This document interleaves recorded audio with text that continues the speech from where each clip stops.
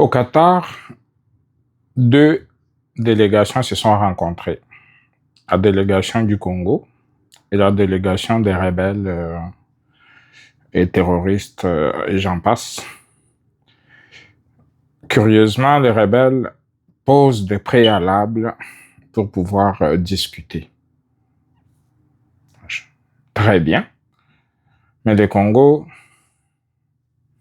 devait profiter de ce moment où l'ennemi est affaibli pour continuer à contre-attaquer, les déloger des zones où ils pensent être dans leur confort, les sortir de Goma, les sortir de Bukavu, surtout que leur maître qui est Kagame est sous sanction. Je pense que c'est le moment de pouvoir les attaquer correctement, les sortir de là, puis voir qu'est-ce qu'ils vont encore exiger.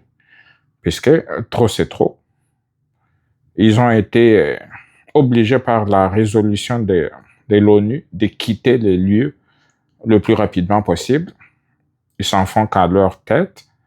Et là, aujourd'hui, ils se croient encore forts pour faire des exigences qui ne tiennent pas la route, pour lesquelles aucune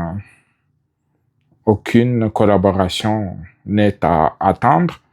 Donc, je pense que le gouvernement congolais doit faire de son mieux pour continuer à mettre la pression avec notre armée pour pouvoir les contraindre par la force. Et à ce moment-là, on verra pourquoi ils vont, quand ils auront presque plus rien entre leurs mains, qu'est-ce qu'ils vont encore revendiquer et qu'est-ce qui va se passer, puisque le Rwanda a peur présentement, est sous sanction. Ils savent ce qui est en train de se passer au niveau de l'ONU et sûrement qu'ils sont eux-mêmes asphyxiés financièrement. Donc, c'est le moment que le Congo devait profiter pour attaquer à ce moment-là. Quand les autres n'auront plus rien à réclamer, on verra qu'est-ce qu'ils vont réclamer de plus.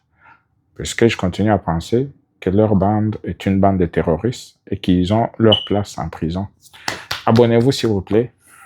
On va vers l'avant.